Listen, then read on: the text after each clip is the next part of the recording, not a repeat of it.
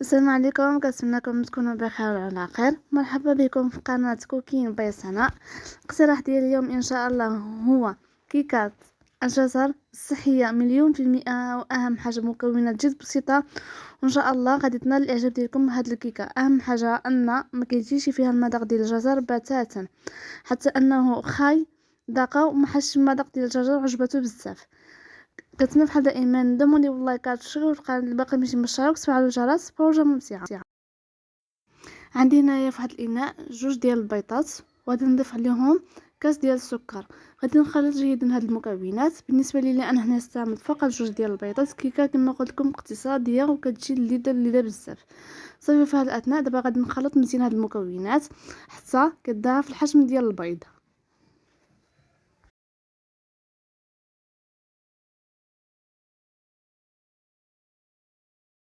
لاحظتوا معايا هنايا ان البيض بدا كيضاعف الحجم ديالو، حتى اللون ديال البيض بدا كيتبدل.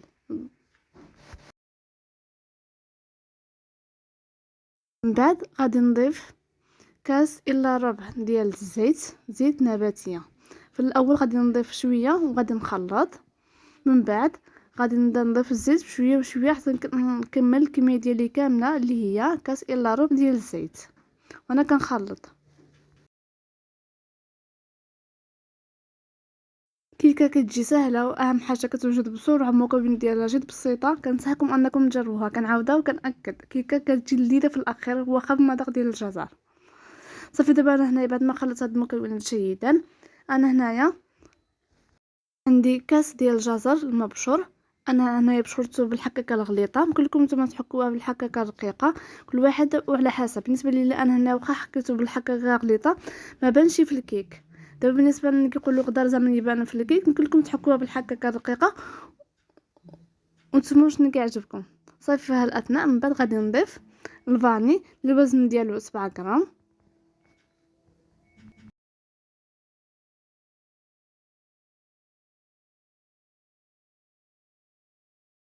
نخلط. من بعد في الاخير غادي نضيف كاس الا ربع ديال الحليب. يمكن لكم الحليب تعوضوا به بدانون ديال الفاني، ولا يمكن لكم تستغناو حتى على الحليب.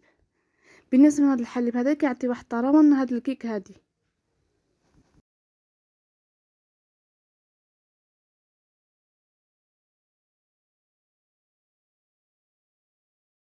في دابا انا هنايا غادي نخلط الكيك ديالي وغادي نكون صافي خلطت جميع المكونات، وغادي ندوزو للنواشف. انا هنايا زدت في الاخير شويه ديال الكركاع اللي كنت طحنته شي شويه، ما خصوش يتطحن بزاف، خصو يطحن شويه، خصو يتطحن وبقى شويه بحال مهرمش. ما كانش عندكم متوفر الكركاع يمكن لكم تستغناو على الكركاع. هنايا كنحاول زعما نعطيكم شي حلول بسيطه اللي تنجح معكم هاد الكيكه وكتجي لذيذه. المكونات ديالها جد بساطين. صافي دابا انا هنايا غادي نضيف كاس الاول ديال الطحين وغادي نخلط. هنا غادي نضيف الخميره اللي الوزن ديالها 8 غرام.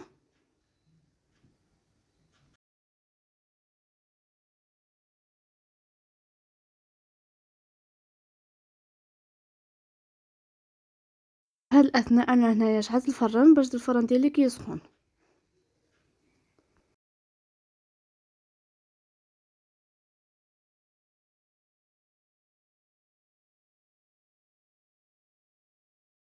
غادي نضيف الكاس الثاني ديال الدقيق. غادي نستمر بالتخليط على هذا الشكل هذا كما كتلاحظوا معايا في الفيديو.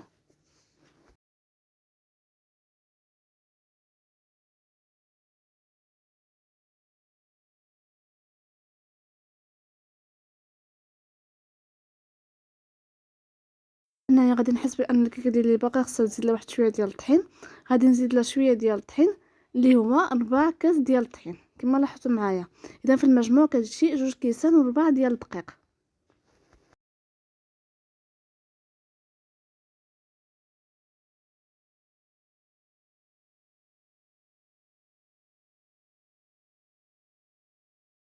صافي دابا انا هنا بعد ما خلطت هاد المكونات على هاد الشكل هذا، غادي نجيب القالب ديالي اللي غادي نفرغ به هاد الخليط ديالي وغادي ندخلو للفرن. هنا استعملت قالب مربع، نتوما عندكم الحريه ديال الاختيار، يمكن تستعملوا اي قالب كتفضلوا. صافي غادي نفرغ الخليط ديالي وغادي ندخلو الفران على درجة حرارة 180 تقريبا 25 دقيقة حتى 30 دقيقة. في الاول كنعدلوه يطيب من الاسفل، من بعد كنعدلوه يتحمر من فوق. بالنسبه لهاد الكيك هذا كيطيب مره واحده.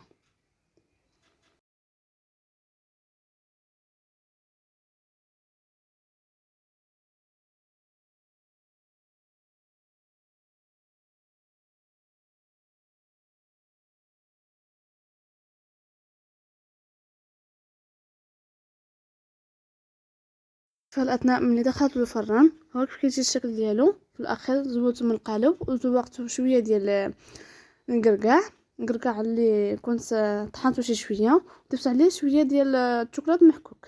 هو كيف كيجي الشكل ديال النهائي، كتجي غزاله. واهم حاجه ما قلتيش في المذاق ديال الجزر ولا الجعده. مره كنصحكم انكم تجربوها، كيجيش فيها المذاق ولا لوغو ديال الجزر مره مهم. هاد الكيكه خطيره، واهم حاجه كما قلت لكم في الاول انه خايكلاها ما حاجش بالمذاق ديال الجزر. كنصحكم انكم تجربوها، فرجه ممتعه.